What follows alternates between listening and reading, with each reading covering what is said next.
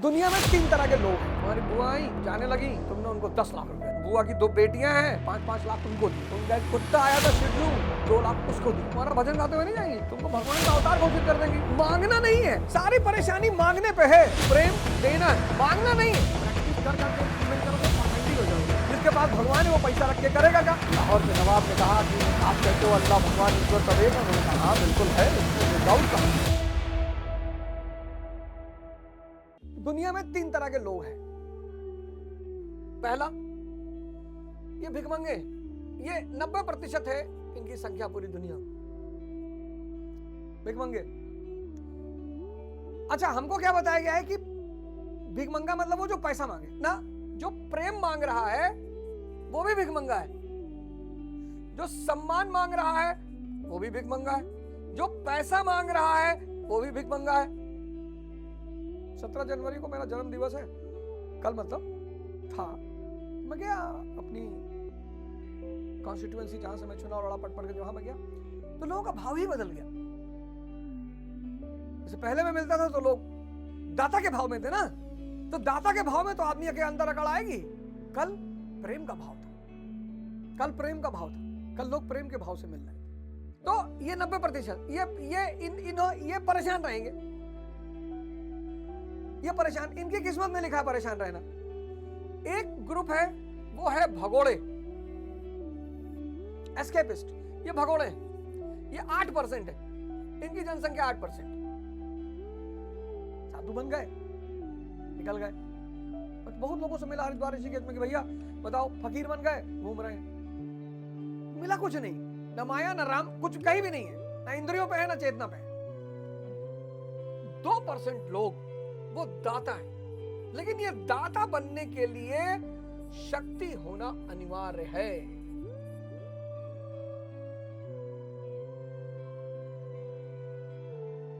दाता बनने के लिए शक्ति होना अनिवार्य है, अनिवार्य, मैंडेटरी। तुम्हारी बुआ आई, तुम्हारे घर जाने लगी, तुमने उनको 10 लाख रुपए दिए। बुआ की 2 बेटियां हैं, 5-5 लाख उनको दिया। उनका एक कुत्ता आया था शिजू, 2 लाख उसको दिया। तुम्हारा भजन गाते हुए नहीं जाएंगी, तुमको भगवान का अवतार घोषित कर देंगी। मांगना नहीं है, सारी परेशानी मांगने पे है। प्रेम देना है, मांगना नहीं है। किसी ने तुमसे कह दिया भाई अब तुम्हारे साथ नहीं रहेंगे, जाओ बाय,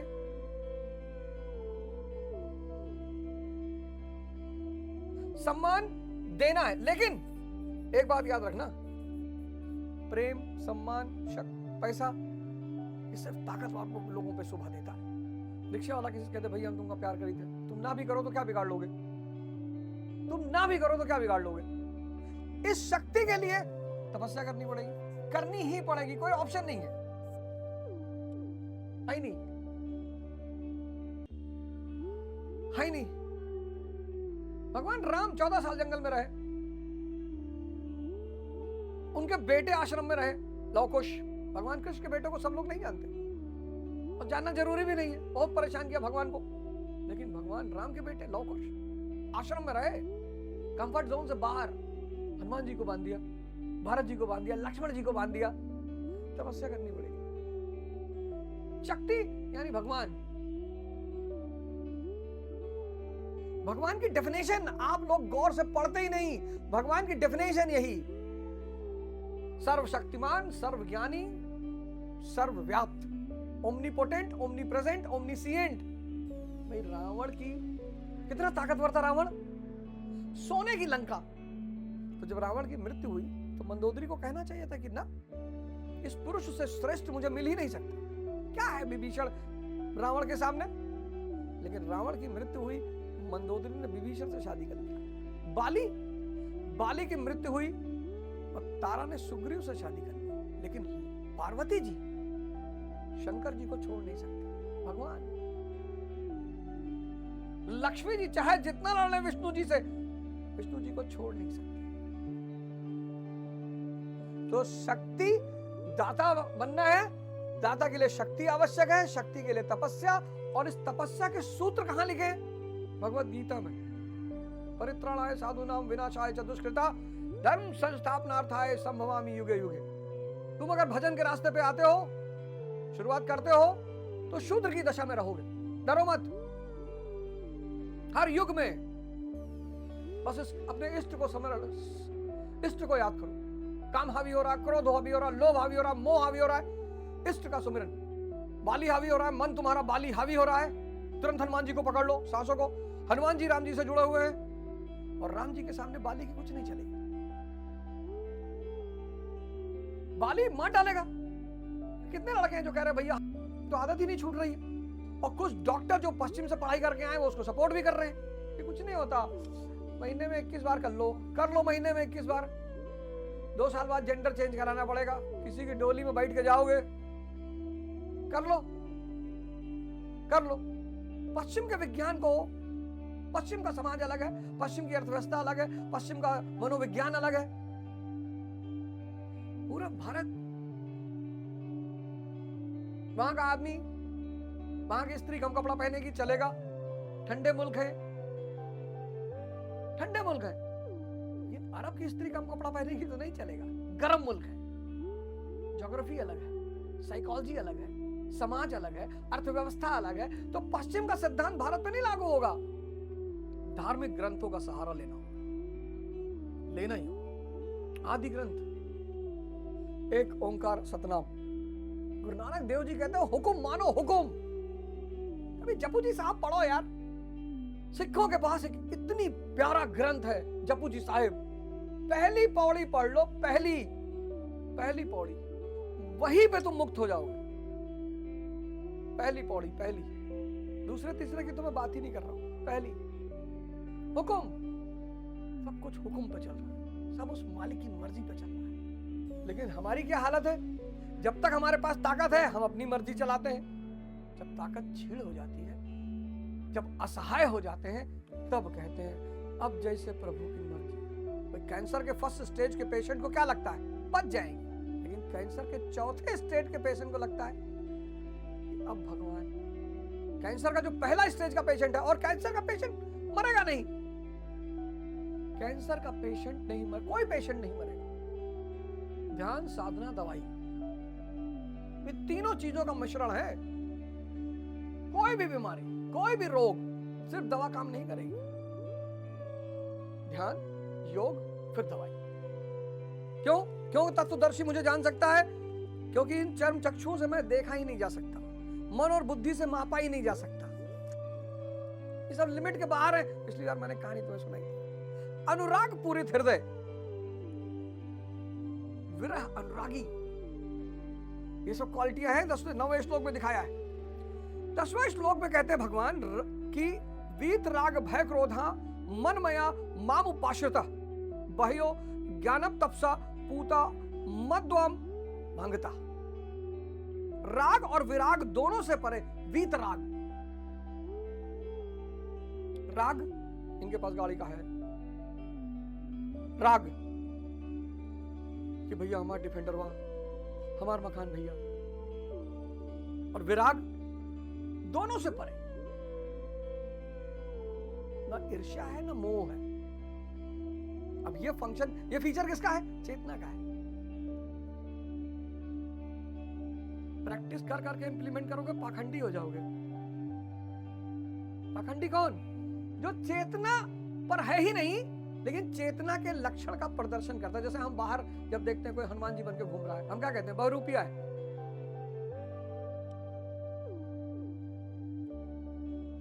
आज अज्ञानियों की संख्या बढ़ गई। पाखंडी तो मैं नहीं कहूंगा, पाखंडी मैं नहीं कहूंगा, अज्ञानी। इस्लाम में कुछ शब्द है, कुछ शब्द भाई मोहम्मद साहब के पास जितना पैसा इकट्ठा होता था वो सब बांट देते। संतों का नियम ही है, जिसके पास भगवान है वो पैसा रख के करेगा क्या? पैसा तो हम लोग रखेंगे ना।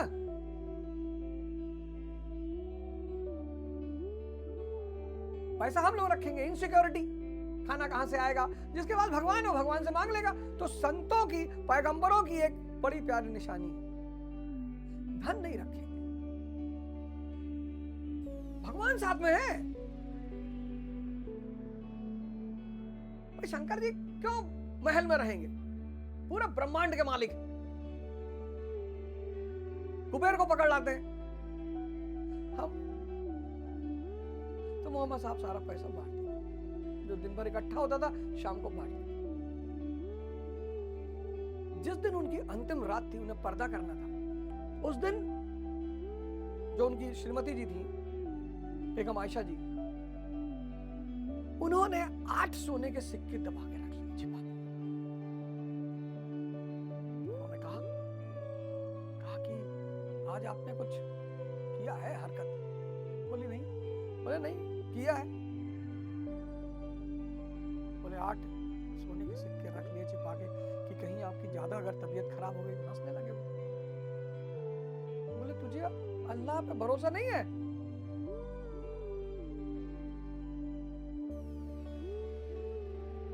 आज मुसलमान पता है क्यों परेशान है? उनके 4-5 शब्द बड़े प्यारे हैं। जैसे एक शब्द है हराम, कहते होली खेलना हराम, दिवाली हराम। अरे नहीं चचा, हराम मतलब वो चीज, हर वो चीज जो आपके सुमिरन में, अल्लाह की याद में बाधा बन जाए, वो हराम है। हमारे यहां भी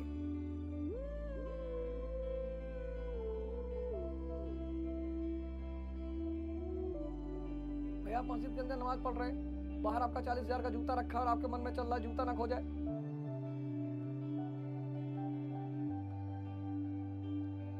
गुरु नानक देव जी की कहानी है इसी बात को लेकर। लाहौर के नवाब ने कहा कि आप कहते हो अल्लाह भगवान ईश्वर सब एक है? उन्होंने कहा हाँ बिल्कुल है, इसमें डाउट कहाँ है। कहे तो मेरे साथ नमाज पढ़ने चलोगे? बोले एकदम चलेंगे, चलो। पूरी गांव भीड़ लग गई कि अरे गुरु नानक देव जी तो मुसलमान बनने जा रहे हैं। गए और नवाब साहब नमाज पढ़ते पढ़ते पीछे देख ले, नानक देव जी ऐसे खड़े रहे। जब नमाज खत्म हुई जुमे की, तो नवाब आए गुस्से में, धोखा दिया तुमने मुझे, कह रहे थे नमाज पढ़ेंगे, तुम झुके ही नहीं, तुमने नमाज ही नहीं पढ़ी। अरे तुम पढ़े? तुम तो काबुल में घोड़ा खरीद रहे थे। अरे बोले महाराज, बोले महाराज क्या बात पकड़ ली आपने, आपको कैसे पता चला? आज सुबह ही मेरा सबसे प्यारा घोड़ा मरा हुआ, मैं घोड़ा लाने के बारे में सोच रहा था। देखो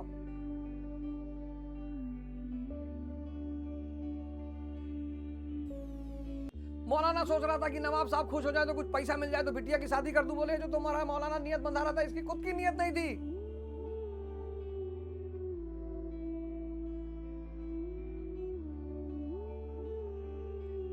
औरंगजेब ने सूफी सरमद को मारा।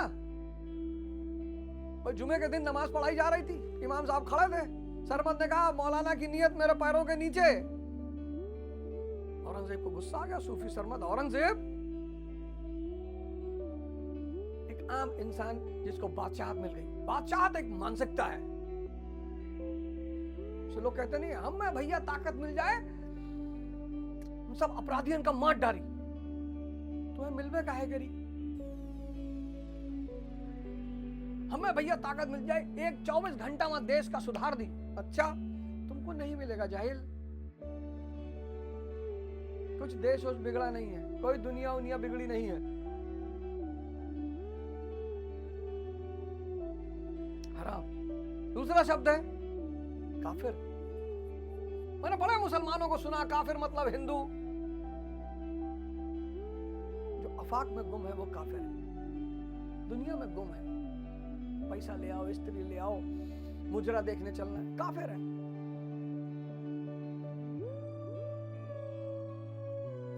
जिहाद इस शब्द का तो इतना मिसयूज हुआ है,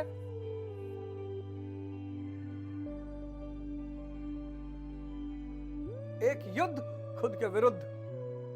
ये इंद्रिय विशेष संयोग से बाहर निकलना है तो युद्ध होगा। यह है जिहाद। ये हराम, काफिर, जिहाद। इबादत।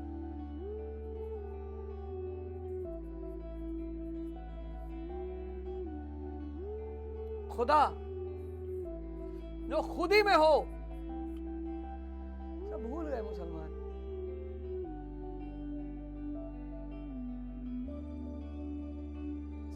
भगवान भूल गए। बहुत बुरी हालत है उनकी, बहुत बुरी, इतनी बुरी है जिसका वर्णन ही नहीं किया जा सकता। ऐसे ईसाइयों के साथ हुआ था, वो भी अपने कोर सिद्धांत भूल गए थे। बहुत ईसाई, यूरोप का इतिहास पढ़ो, मध्यकाल का यूरोप का इतिहास पढ़ो, तुम बिलीव ही नहीं कर पाओगे कि ये इतने शुद्ध जाहिल थे। लेटर भेजते थे यूरोप में,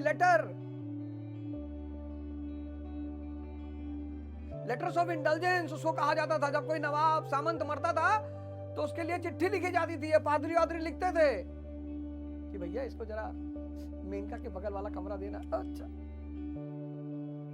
बड़ा जाहिल यूरोप, बहुत जाहिल, इसी जाहिलियत की कहानियां उनकी।